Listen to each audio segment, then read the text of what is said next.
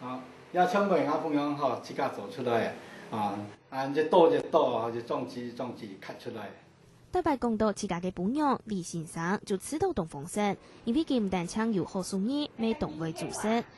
当日下班过后，转到屋卡就会无限定做饭。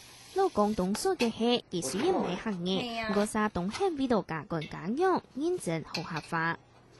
雖然佢其實完全唔識談過客家話，佢教過咧，佢當然真好。佢會用客家話，然後把阿妹用客家話嚟交談。一嚟東鄉地嘅外省新橋，按到陳小飛，一開始教女一嘅家庭嘅時節，連客話都談識。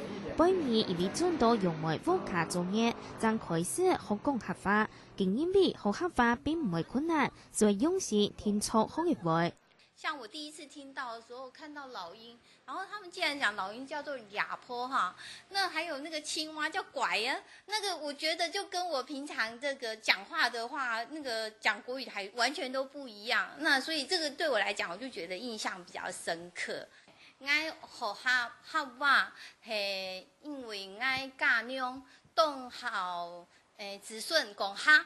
嘿，愛盡量啦，愛講下一動歡喜啦，所以我就學着講。